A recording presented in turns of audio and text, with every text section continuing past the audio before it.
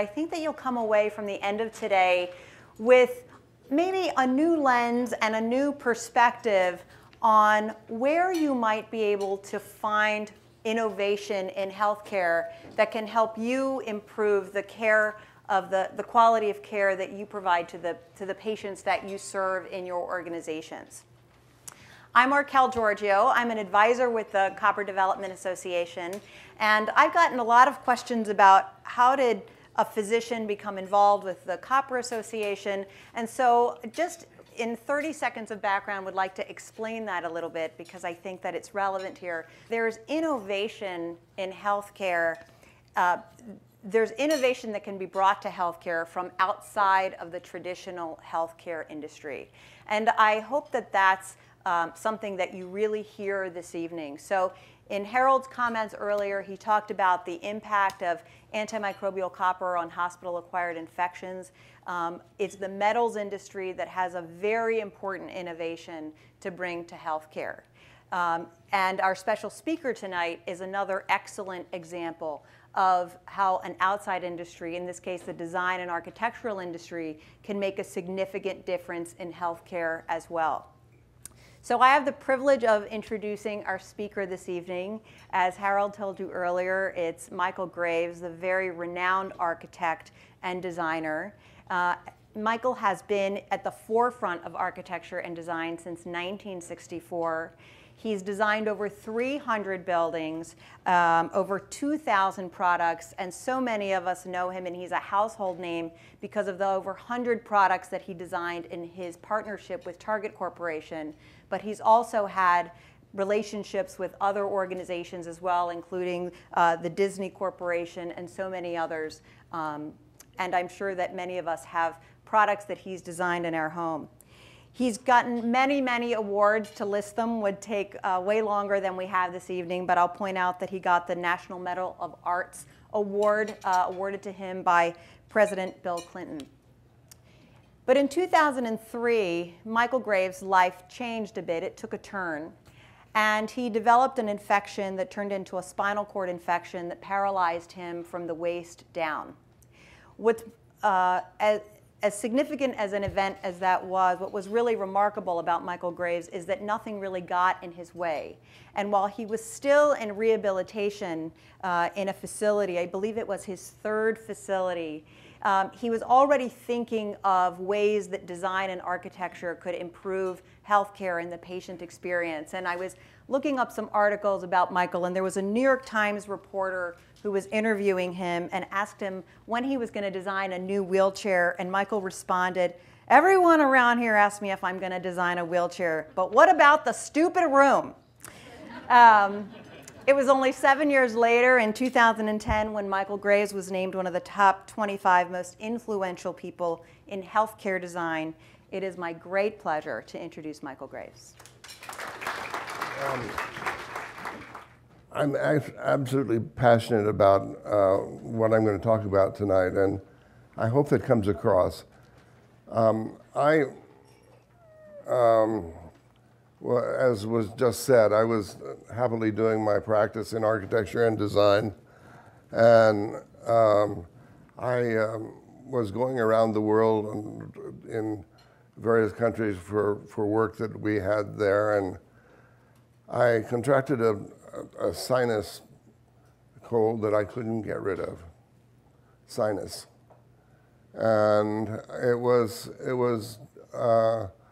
really dreadful, but I persevered and saw all my commitments and got back to the States, and on Monday morning went to the office, and for the first time since the 60s when I started my practice, I couldn't make it through the day.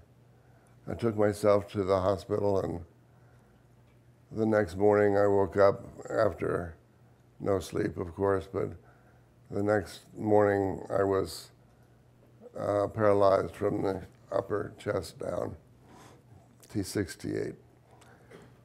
I will tell you a few stories tonight. They go something like this. I was let's see if the first one comes on, yeah. I was in a rehab facility. This is not my room. This is the rehabilitation, one of the rehabilitation rooms. That black form on the right is the knee of my therapist, and she's urging me at this moment to, as I had just put on my sneakers, to get some Velcro ones. They're much easier, and I told her they were too ugly. You know, have all these things around that scream you're in a place where sick people are doesn't help you get well. And it's not a matter of taste, though in the end it is taste. It's not just medical taste, and I mean that in the best sense. But it's also visual taste and all the things around you and how I can see out to the landscape and how I can look around. And I know they mean well, and I know this room is ready for anything. I was told by this therapist that I wouldn't get out until I was able to pass the test. And I asked what the test was, and she said, well, what you will do is stack up your clothes next to your bed in reverse order, underwear on the top. And when you get up in the morning, put it all on by yourself. And use your sliding board. You know what a sliding board is. Use your sliding board to get into the wheelchair by yourself. Wheel yourself into the bathroom. And I was very lucky. I had a bathroom in my room.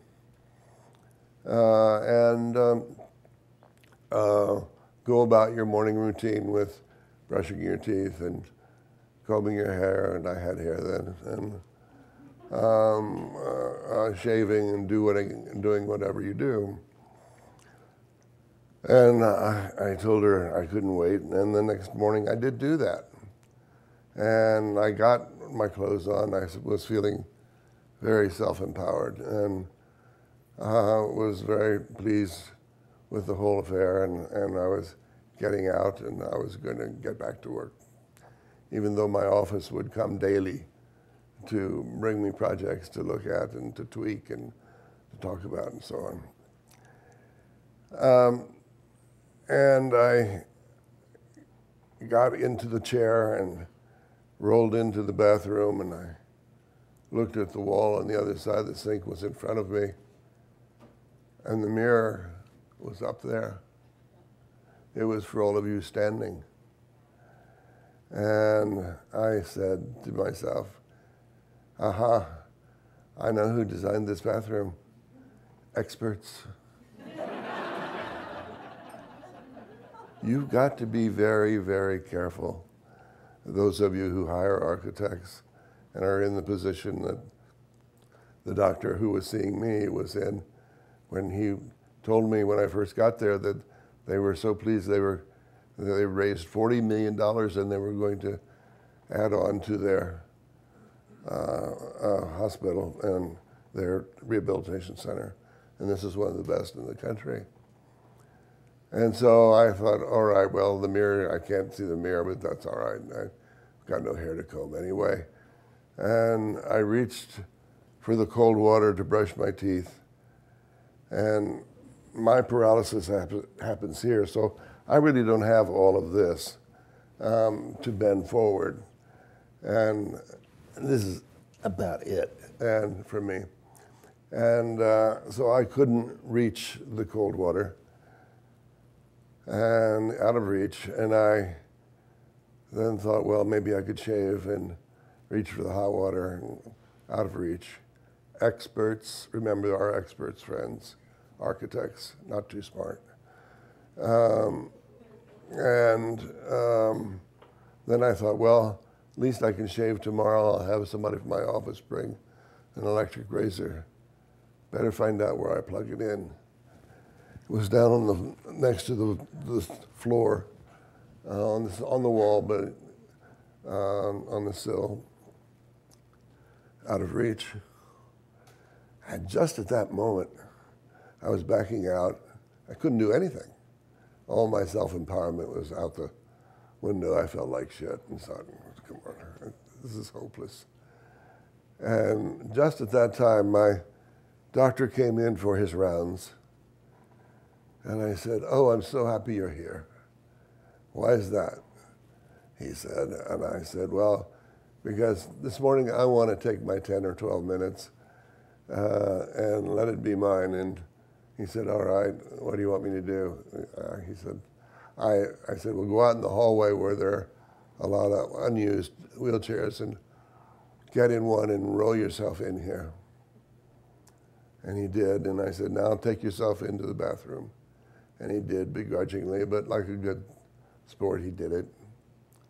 And I said, "Now what?" And I said, "Brush your teeth. Act like you're brushing your teeth. Act like you're me brushing your teeth." He said, "I can't reach it. And the hot water, can't reach it. Plug on the floor, can't reach it." And I thought, well, this just won't do. And this is my story, but this is, how many times does this get reenacted across the country? We're smart, and these are dumb, dumb rooms that we're making. And when I went to the shower room, those of you who don't know that people like me are showered in a shower chair. It's aluminum, so it won't rust. I got to the shower room, and there was a curb around the shower so the water wouldn't spill out into the rest of the room. Give me a break. All we need is a drain in the floor where the curb was, and water somehow knows to go in the drain and not across the drain. It's hopping merrily across those voids.